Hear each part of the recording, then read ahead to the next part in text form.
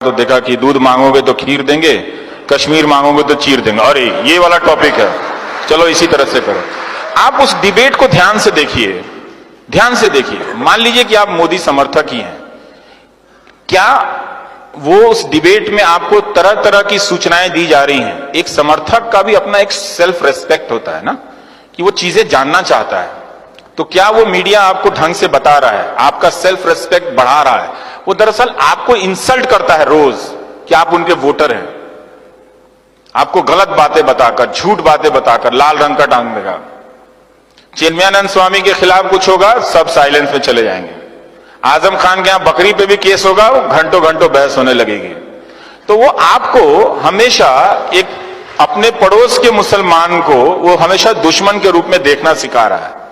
मैं साफ साफ कहता हूं, और इसको आप नोट कर लीजिए।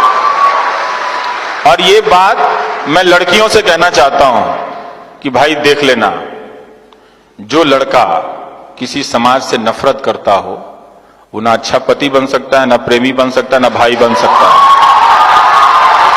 देख लेना, ऐसे किसी लड़की से, आईटी सेल वाले से शादी मत कर लेना भाई, बता रहा हूं ध्यान से। पता चला कि दहेज तो नहीं देना चाहिए, मां बाप ने चोरी छुपे कुछ पैसा दिया, लाखों रुपए भी गए और मिल गया नफरत करने वाला, तो वो प्रेमी नहीं हो सकता है। मोहब्बत बहुत जरूरी है दोस्त, मिट्टी से भी और इंसान से भी। ऐसा नहीं हो सकता कि इंसान से मोहब्बत ना करो और कहो कि हम मिट्टी से मोहब्बत करते हैं। हम मिट्टी से मोहब्बत इसलिए करते हैं कि उस मिट्टी में बसने वाले इंसानों से भी मोहब्बत करते हैं। ये बात ध्यान रखिएगा। आज इंदौर में बीजेपी के आईटी सेल के प्रभारी हैं विक्की मित्तल, फेसबुक पे उन्होंने क्या लिखा कि गोडसे जी की पिस्तौल की नीलामी करवा दीजिए, पता चल जाएगा देशभक्त थे कि आतंकवादी थे। हम यहां पर आ गए, गांधी को मारने वाले के लिए ताली बजा के आप हिंदुस्तान नहीं बना सकते, नहीं बना सकते हो आप। जिस देश में गांधी के हत्यारे को देशभक्त कहा जा रहा है, तो गांधी क्या आतंकवादी थे? अब हम यहां पर आ गए हैं, क्या आपने उनको वोट दिया तो इसकी सजा इतनी दी जाएगी आपको कि आपको मूर्खों के झुंड में बदल दिया जाएगा? कि एक वोट देने के बदले, आप कितना प्यार करते हैं प्रधानमंत्री को, लेकिन उसके बदले में आपको उस झुंड में बदला जा रहा है कि आप गांधी के हत्यारे को गोडसे जी कहें। थोड़ा सावधान रहिए, हो क्या रहा है इस देश में। और वो फेसबुक पे लिख रहे हैं, ये कभी हुआ था? कभी नहीं हुआ था।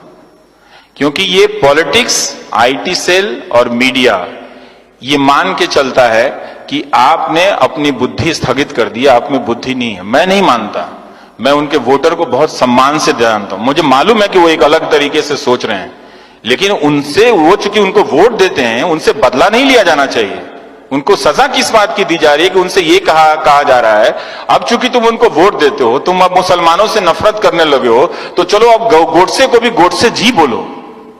फिर मालूम नहीं अगली बार अब आपसे क्या कराएंगे, आपके हाथ में बम दे देंगे, कहेंगे जाके फट जाओ कहीं पे, तुम नौकरी मत मांगो।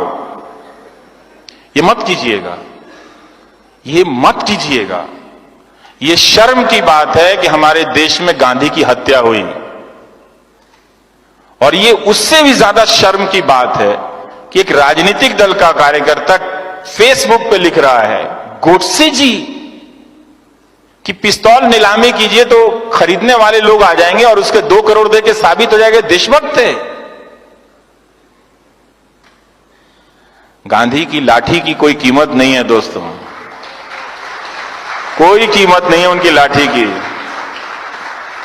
उस लाठी को उन्होंने कभी किसी पे नहीं चलाई, तो ये मत होने देना। हालांकि अब देर हो चुकी है, अब तुम्हारे पास करने के लिए कुछ है नहीं, फिर भी बता रहा हूं कि आपको एक रोबोट में बदल दिया गया है, गलत गलत सूचनाओं से भर के। अब आपसे सिर्फ 2 ही काम लिए जाएंगे, समुदाय के नाम पे, धर्म के नाम पे आपको एक झुंड में बदला जाएगा कि आप जाओ उसको मार आओ, पहलू खान को, या फिर आप सुबोध कुमार सिंह को मार के आओ। उसे भी इंसाफ नहीं मिला, सुबोध कुमार सिंह को भी इंसाफ नहीं मिला। पहलू खान को भी इंसाफ नहीं मिला। ये आप समझ रहे हो कि क्या हो रहा है? समझ रहे हैं इस बात को? अच्छे से समझिएगा, गुस्से में मत समझिएगा, कोई फायदा नहीं है दोस्तों। इसलिए आपका मीडिया जो है, मैं थोड़ा भटक के कह रहा हूं, कहना जरूरी है, फिर मौका नहीं मिलेगा आपसे। आपका मीडिया अब आपसे बदला ले रहा है। जब तक आप अपने आप को अलर्ट नहीं करेंगे, एक्टिव नहीं करेंगे, ये मैं क्यों कहता हूं कि आप इन अखबारों को पढ़ना बंद कर दीजिए, इन चैनलों को देखना बंद कर दीजिए और पैसा प्रधानमंत्री राहत कोष में दे दीजिए। ये मैं इसलिए इस उम्मीद में कहता हूं कि आप दबाव डालेंगे तभी मीडिया स्वतंत्र होगा,